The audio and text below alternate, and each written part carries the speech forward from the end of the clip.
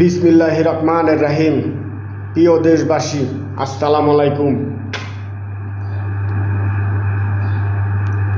কিরে বাবা, সবাই বলে নামাজ বেহেশতের চাবি, গাড়ির পিছনে লেখা রাখে নামাজ বেহেশতের চাবি, জাহান্নামের চাবি কি?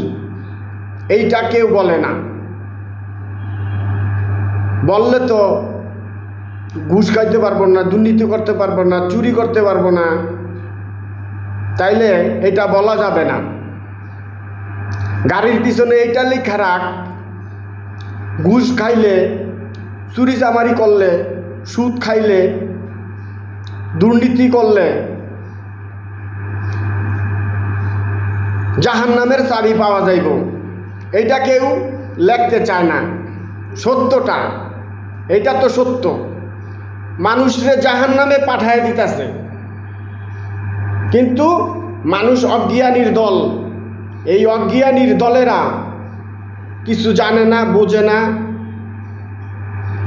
শুধু লেখে নামাজ পড়ো, জান্নাতে যায়া পারবা। জান্নাতে তো এত সোজা না, যায়া পারবা। চুরি চামারি করবা, ঘুষ খাইবা, সুদ খাইবা, দুর্নীতি করবা, জাহান্নাম এত সোজা, এই জান্নাত এত সোজা, জাহান্নাম সোজা। চুরি চামারি করবা, দুর্নীতি করবা, ঘুষ খাইবা, সুদ খাইবা, মানুষের হক নষ্ট করবা, মানুষের লগে খারাপ ব্যবহার করবা, তাইলে জাহান্নামে যাইতে পারবা, সোজা জাহান্নামের চাবি পাইবা। প্রিয় দেশবাসী, আসসালামু আলাইকুম।